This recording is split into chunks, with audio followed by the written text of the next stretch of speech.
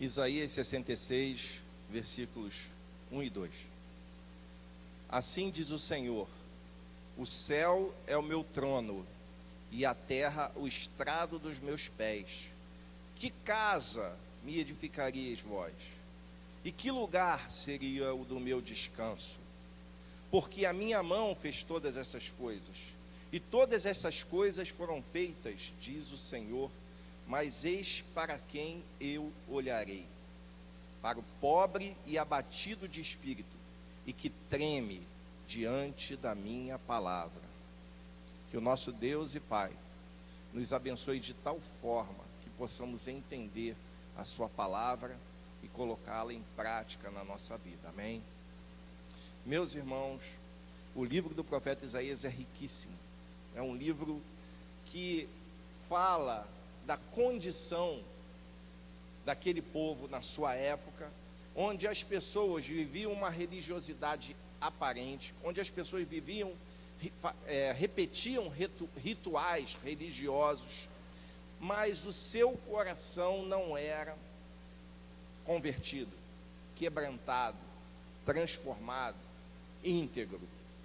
Era uma religiosidade onde as pessoas faziam aquele teatro nos seus cultos, onde as pessoas representavam uma devoção, mas que no dia a dia a injustiça era cometida. No dia a dia a mentira era a regra. No dia a dia a corrupção fazia parte da vida das pessoas. Era comum ser corrupto, era comum ser mentiroso, era comum oprimir os mais fracos e pobres, era comum levar vantagem indevida. Eu estou falando da época de Isaías. E Deus denuncia isso por meio do seu profeta, e vem falando ao longo de todos os capítulos de Isaías, vem falando sobre essa necessidade de transformação, de mudança de atitude. E não fala só para o povo de Isaías, fala para outros povos opressores também, fala para as grandes potências do mundo, sobre a condição que eles tinham de viver a injustiça como regra, o afastamento de Deus como regra. Os ídolos que eles serviam eram ídolos que não eram, na verdade, o Deus vivo. Isaías vem falando sobre isso, mas ele chega aqui no final, no capítulo 66, no seu último capítulo, e ele vem falar sobre essa pessoa a quem Deus dá atenção. Por isso, o tema da mensagem é: você quer a atenção de Deus? Você quer a atenção de Deus? Uma das necessidades mais básicas e essenciais do ser humano é o contato com o divino. Uma das necessidades mais primárias do homem e da mulher é essa conversa, esse relacionamento com Deus. Há a busca por Deus, há essa necessidade pelo espiritual, a necessidade de ter alguma experiência espiritual. Em qualquer povo, de qualquer época, você sempre verá marcado na existência e na história desse povo e dessa época essa necessidade de se conectar com aquilo que não é visível, que não é tangível, que a gente não consegue olhar materialmente, tocar, mas que a gente sabe que está aí, que existe, a gente sabe que é. O problema é que essa busca muitas vezes é de maneira errada, no lugar errado, com a pessoa errada, e o encontro é errado, porque acaba se encontrando tudo, menos o Deus vivo, poderoso, o Senhor, que sempre está disposto a nos receber. E parece até uma contradição, mas Deus está sempre buscando também esse contato. Só que o ser humano não cria ou não abre o seu coração para receber essa presença maravilhosa e viva na sua vida. Por quê? Porque busca no lugar errado, da maneira errada e pelos motivos errados. Ao invés de buscar a Deus, meus irmãos, acabam encontrando as trevas, que é o que muitos acabam vivendo. A necessidade, porém, ela continua ali, presente, latente, talvez escondida, oculta, mas está ali. E a pessoa se sente e vive um vazio tremendo na sua alma. Alguns tentam preencher essa necessidade com objetos, com coisas, com bens, com dinheiro, com prazer, com uma série de coisas que podem até inebriar, podem até tirar a consciência da pessoa, pode até levar a algum êxtase qualquer, mas que não consegue preencher a necessidade básica, primordial, essencial da nossa alma. Muita gente, meus irmãos, pensa que a simples repetição de cultos, rituais, já dá a elas a prerrogativa de ter o favor de Deus, quando também não é verdade. A repetição de cultos, rituais, a frequência numa religião, o agir ou o atuar religioso, não vai gerar esse relacionamento. E muita gente pensa que só por fazer isso, Deus já está satisfeito, já fiz a minha parte, e Deus vai me abençoar. Tem gente que pensa que Deus vai abençoar pelo simples fato dela dar uma oferta. Deus vai me abençoar. A pessoa não enxerga que Deus já abençoou. A pessoa não entende que Deus está abençoando o tempo todo, preservando, cuidando. Outros, meus irmãos, desejam manipular Deus. Então, entendem que fazendo certas coisas, a pessoa roda uma manivela que aciona a mão abençoadora de Deus. Então ela manipula. Deus vai fazer aquilo que eu quero, ou o mundo espiritual vai fazer aquilo que eu quero, porque eu fiz esse sacrifício, eu fiz esse despacho, eu fiz essa ação religiosa, eu frequentei a esse culto, e aí Deus vai fazer o que eu quero, porque eu tenho direito e Ele vai me obedecer, e Ele vai fazer. Mas aqui, quando eu leio um texto como esse, eu começo a entender que não é bem assim. Eu começo a entender que o encontro com Deus, de fato, o relacionamento com o nosso Pai Celeste, de fato, ele ocorre a partir de algumas atitudes que nós precisamos ter. E esse texto me dá o sinal, me dá a direção, ele me mostra a atitude ou as atitudes que eu preciso ter para encontrar Deus, que é uma busca que toda alma tem, todo ser, toda consciência tem essa necessidade e essa busca, e esse texto me mostra. Então eu refaço a pergunta: você quer ter a atenção de Deus? A primeira coisa que esse texto me sinaliza é que você precisa reconhecer que Deus é maior do que aquilo que lhe contaram. O que eu quero dizer com isso? Que Deus, eu já falei isso aqui, os membros dessa igreja, eu peço desculpas, porque eu repito muito as coisas. Talvez pela minha idade, né, eu começo a repetir muito, repetir as coisas, mas eu preciso repetir isso. Deus é maior do que disseram para você que Ele é. Ele é muito maior do que a gente pensa. É muito maior do que me contaram. Aqui no versículo 1 do capítulo 66 que nós lemos, diz assim: o céu é o meu trono e a terra os cabelos dos meus pés, ou o estrado dos meus pés. Que casa vocês vão me edificar? Que templo vocês vão me edificar? Te contaram talvez que o templo, como esse aqui, é a casa de Deus.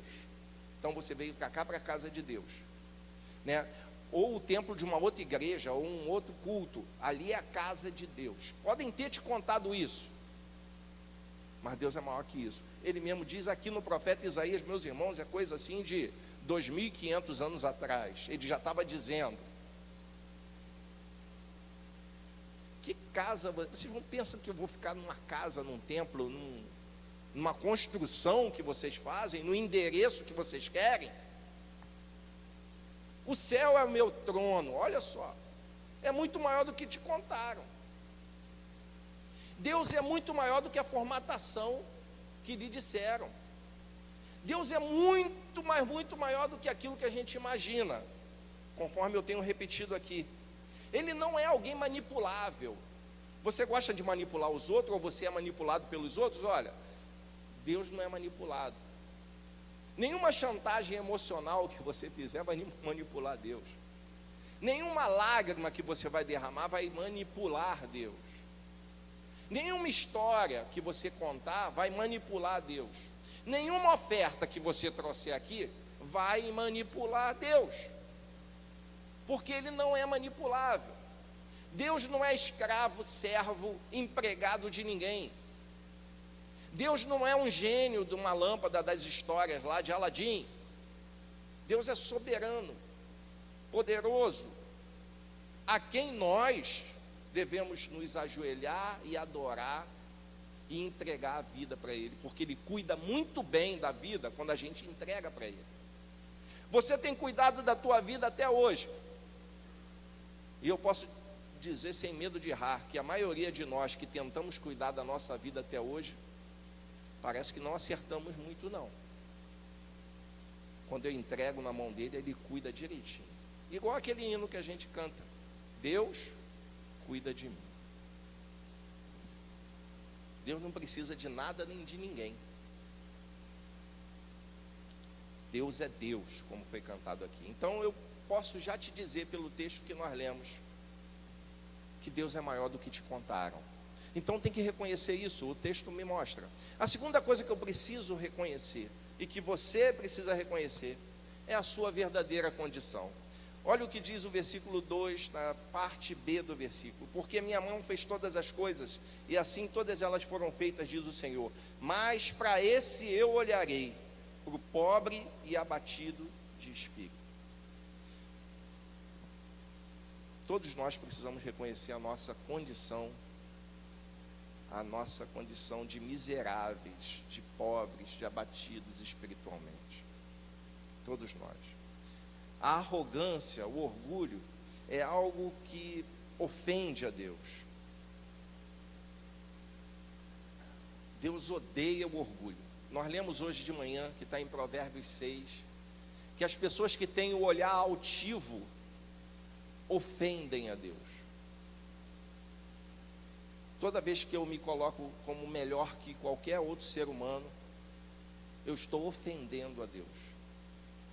Toda vez que eu me considero superior a quem quer que seja, eu estou ofendendo a Deus. Tem uma autora, né, uma escritora já falecida, na década de 90, que ela falou algo interessante: o caráter de uma pessoa está diretamente relacionado à forma como ela trata aqueles que não podem lhe trazer nenhum retorno, aqueles que não podem lhe dar nenhum benefício. O caráter de uma pessoa é definido pela forma como ela trata quem não dá ou não tem a capacidade de lhe trazer retorno nenhum, ou pelas pessoas que não podem lhe revidar a ofensa. Então você demonstra o seu caráter pela forma como você trata quem não pode lhe trazer nenhum benefício. Você demonstra o seu caráter pela forma como você trata aquele que não pode lhe revidar, porque não tem condição de lhe revidar se você o ofender. É assim que você demonstra o teu caráter. Deus, meus irmãos, Ele olha para a gente como a gente é, na condição que a gente tem, e a nossa condição não é outra senão de miseráveis espiritualmente. Tem gente que, porque acha que tem alguma coisa, que conquistou algum espaço, que conquistou alguns bens, tem gente que acha que é melhor que os outros. Para eu ter a atenção de Deus, eu preciso olhar para mim mesmo e ver quem realmente sou e reconhecer isso. Eu sou um pecador perdido. Eu sou alguém que não mereço a graça de Deus, a misericórdia dele, mas Ele ainda assim me ama. Eu só existo pela misericórdia dele. Eu não posso, eu não consigo, eu não sou nada sem a permissão dele.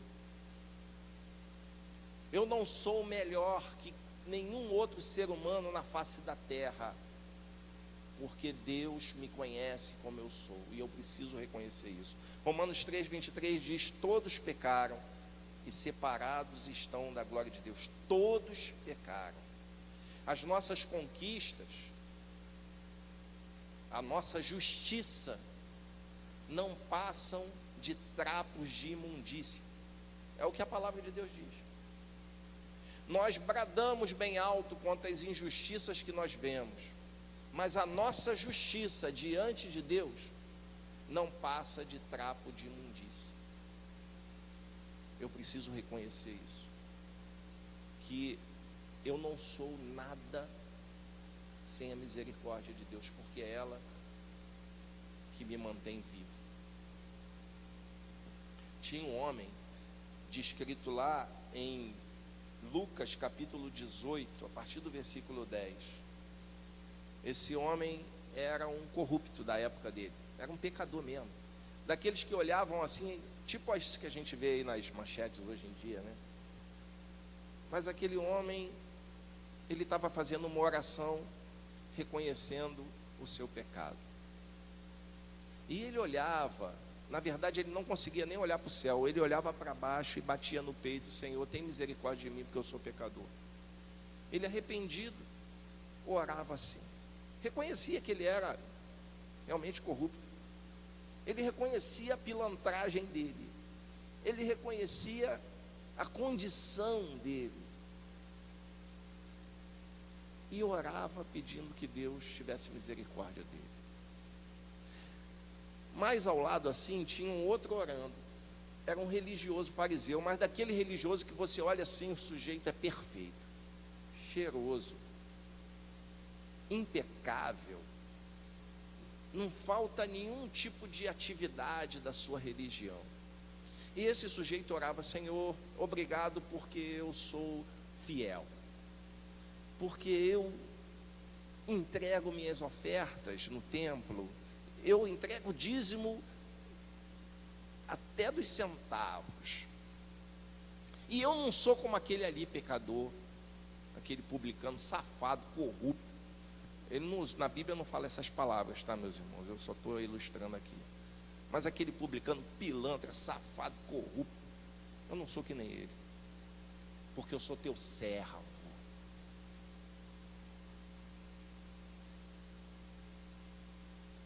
Jesus olhou para aqueles dois e falou assim: sabe quem teve a sua oração ouvida? Sabe quem recebeu a atenção de Deus? Aquele que sabia, que reconhecia a sua condição, aquele que reconhecia o seu pecado e, arrependido, clamava pela misericórdia de Deus. Então é preciso, meus irmãos, a gente ter uma atitude semelhante, de reconhecer a nossa condição de dependência, de miséria, de necessidade. O Senhor Deus aqui pelo profeta Isaías fala: é para esse que eu olho. Se você está quebrado, se você está caído, se você está triste, se você está deprimido, se você está arrasado, se você hoje está numa condição assim, que você está rindo por fora, mas por dentro a sua vida está, a tua alma está destruída, você está cheio de tristeza, você não vê saída, você não vê solução. Se você está numa condição assim, olha, o texto diz aqui: é para esses que Deus olha, é para esses que eu olho, diz o Senhor, para esse que está pobre de espírito, para esse que está com a alma abatida, é para esses que eu olho, é o que diz o texto. Mateus 5,13, as palavras de Jesus são: bem-aventurados os pobres de espírito, porque desses é o reino dos céus. Então, se a tua condição é de pobreza por dentro, a sua alma está pobre de alegria, se a tua alma está carente, se a tua alma está destruída, se a tua mente não vê saída, é para você que Deus te dá atenção. O pobre de espírito, para a alma abatida. Você está morrendo de tristeza? É para você que Deus dá atenção. Reconheça só isso diante dele. A última coisa que eu digo aqui, meus irmãos, para concluir, é que você deve assumir um compromisso com a palavra. A parte final do versículo 2 diz: e que treme diante da minha palavra. Existem pessoas que acreditam em Deus, sabem que são pecadoras, mas não querem mudar também. Então não adianta, tem que tremer diante da palavra de Deus, tem que sentir desejo, necessidade, vontade de mudar. E a gente só muda quando recebe Jesus na nossa vida. Ouvir a palavra não é suficiente. Jesus falou que aqueles que ouvem a palavra, mas não praticam, é como aquele que construiu a casa sem fundação, casa na areia.